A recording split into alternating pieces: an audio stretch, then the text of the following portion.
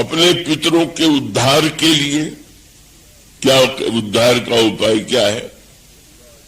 और तब पता चला कि गंगा जब तक मर्तलोक में नहीं आवेंगी, गंगा जी के जल का स्पर्श के बिना पितरों का उद्धार नहीं होगा। और तब ब्रह्मा कह सकते थे कि नहीं, मेरे कमंडल का जल ये तो मेरे पास रहेगा।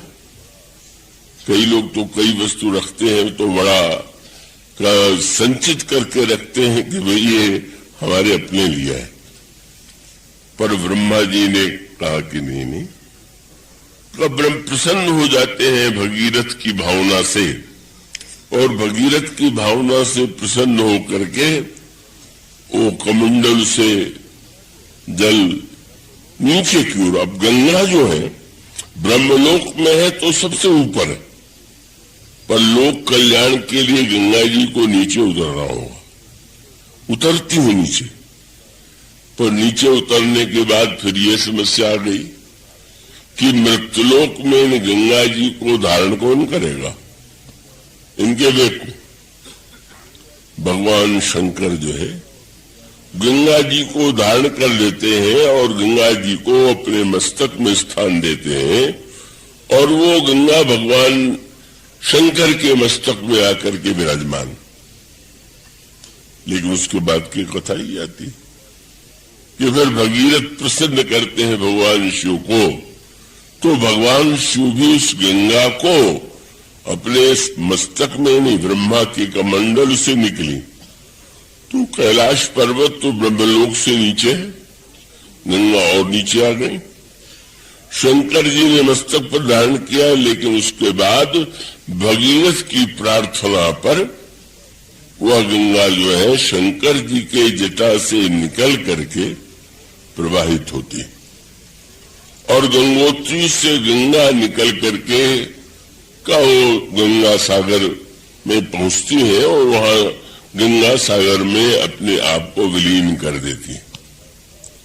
इसलिए उस गंगा की गाथा का तत्व क्या है, और उसमें सबसे महत्व की बात, भगीरथ ने बड़ी कठिन तपस्या के बाद गंगा को वहां लाए थे, और उन गंगा के द्वारा पितरों का उद्धार हो गया। तो उद्धार के बाद अगर स्वार्थी होते तो यही कह देते शंकर जी से कि फिर से जटा में रख लीजिए, हमने इतनी कठिनाई से गंगा को पाया, अब लोगों को बिना परिश्रम के गंगा मिल जाए तो ठीक नहीं। पर नहीं, ये भगीरथ के मन में वृत्ति नहीं आई कि गंगा, और गंगा को का वो गंगा आज तक बह रही। मानो भगीरथ ने प्रारंभ तो स्वार्थ से किया कि मेरे पितरों का उद्धार हो, पर वो पितरों के उद्धार से प्रारंभ होने के बाद वो गंगा संसार में निरंतर उद्धार ही करती जा रही है। और इसीलिए गंगा जी का नाम किससे जोड़ा गया? कहा जाता है कि समुद्र का जन्म जो हुआ वो सगर के 60,000 पुत्रों के द्वारा हुआ। तो उन्होंने अपने नाखून से, पुराणों की कथा बड़े संकेतों से भरी हुई होती है, जब वो घोड़ा खोज रहे थे तो नीचे जाने के लिए उन्होंने अपने नाखून से खोदना प्रारंभ किया और उससे समुद्र बन गया। कथा है बड़ी अनोखी। इतने पुरुषार्थी, इतने प्रयत्नशील कि नाखून से खोद खोद करके उन्होंने समुद्र का निर्माण कर दिया। पर कोई व्यक्ति अगर बड़ा पुरुषार्थी हो तो उसके लिए ये शब्द प्रशंसा में नहीं कहेंगे कि ये तो इनका सगरा प्रयास, इतना बड़ा प्रयास कि समुद्र को खोद के सामने ला दिया।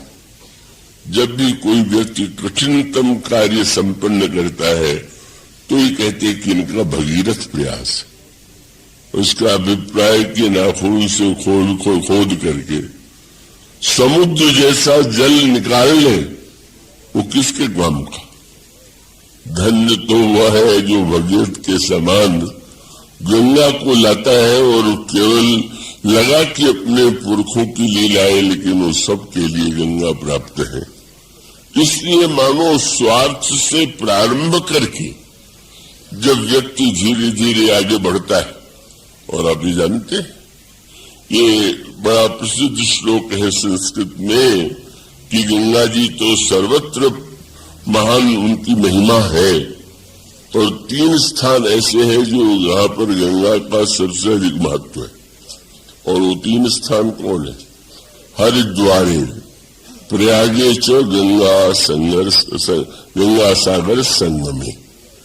हरिद्वार में, प्रयाग में और गंगा सागर में, इन 3 स्थानों में गंगा की सबसे अधिक महिमा।